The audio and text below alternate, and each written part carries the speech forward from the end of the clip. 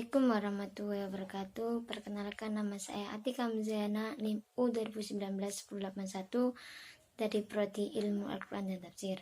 Di sini saya akan sedikit menjelaskan tentang salah satu pembahasan yang ada di linguistik, yaitu sinonim dalam Al-Quran atau at-taraduf. Al-Quran sendiri artinya kalam Allah yang diturunkan kepada Nabi Muhammad SAW sebagai mukjizat dalam bahasa Arab disampaikan kepada umat manusia.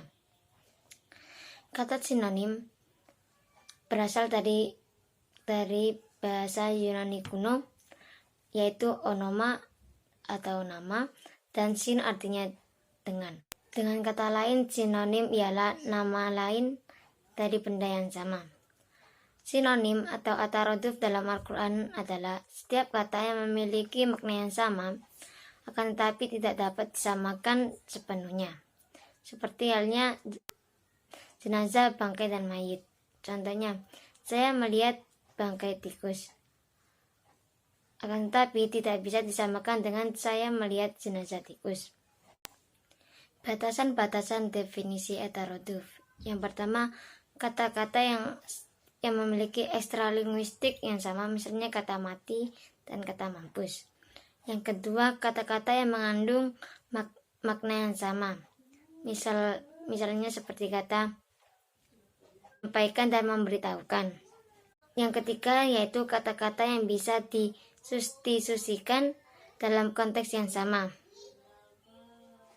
Misalnya, kami berusaha agar pembangunan cepat selesai, dengan kami berupaya agar pembangunan ini cepat selesai. Kata berusaha dan berupaya termasuk sinonim. Adapun penyebab terjadinya sinonim yaitu yang pertama, pengaruh kosakata serapan dari bahasa asing. Yang kedua, perbedaan dialek sosial. Yang ketiga, perbedaan dialek regional. Dan yang keempat, perbedaan dialek temporal. Macam-macam at-taraduf. Yang pertama yaitu sinonim utuh atau al-taraduf al-kamil. Yang kedua yaitu kuasi sinonim atau shib al-taraduf. Yang ketiga yaitu kedekatan makna atau al-taqarrub al-dilali. Yang keempat yaitu pengertian atau makna yang timbul sebagai akibat makna yang ada dalam suatu bentuk. Yang keempat, parafrasa al-jumal al-mutaradifah. Keenam atau yang terakhir yaitu interpretasi atau al-tafsir. Dan juga ada faktor-faktor penyebab banyaknya at-taraduf dalam Al-Quran. Yang pertama, karena bahasa Arab sangat terbuka dan respon terhadap beberapa dialek bahasa Arab di sekitarnya. Yang kedua yaitu karena beberapa penyusun kamus bahasa Arab tidak melakukan seleksi secara ketat dalam menulis kosakata bahasa Arab. Yang ketiga yaitu pada hakikatnya beberapa kata yang dianggap bersinonim itu memiliki arti yang khusus.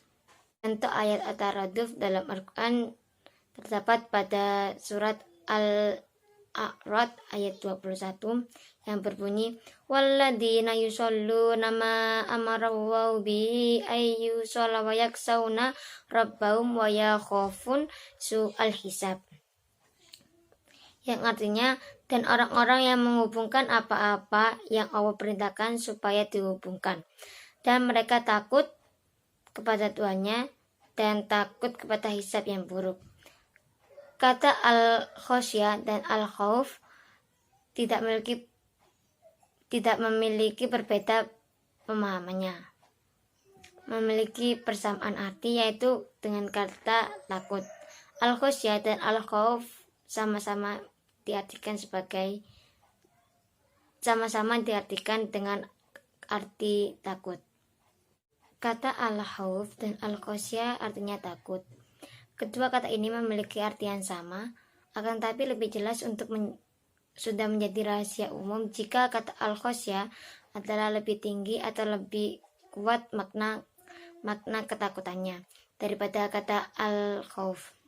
Dalam Quran surat Al-A'raf ayat 21, dalam ayat ini memberitahukan bahwa sesungguhnya al-khosyah dikhususkan hanya untuk Allah Subhanahu wa taala, sebab lafaz al-khosyah itu berfaedah memuliakan, sedangkan lafaz al-khauf berfaedah untuk melemahkan atau dhaif. Dan juga ada lagi contoh at-taraduf dalam Al-Quran, yaitu kata as-sabil dan at-tariq yang artinya yaitu jalan. Yang seperti al-sabil dan at-tariq yang artinya jalan. Al-An'am ayat 55. Bismillahirrahmanirrahim. Wa kadzalika nufassala ayati walitastabina sabilul mujrimina. Artinya, dan demikian kami terangkan ayat-ayat Al-Quran supaya jelas jalan orang-orang yang soleh, dan supaya jelas pula jalan orang-orang yang berdosa. Mungkin cukup sekian dari saya, kurang lebihnya mohon maaf. Wassalamualaikum warahmatullahi wabarakatuh.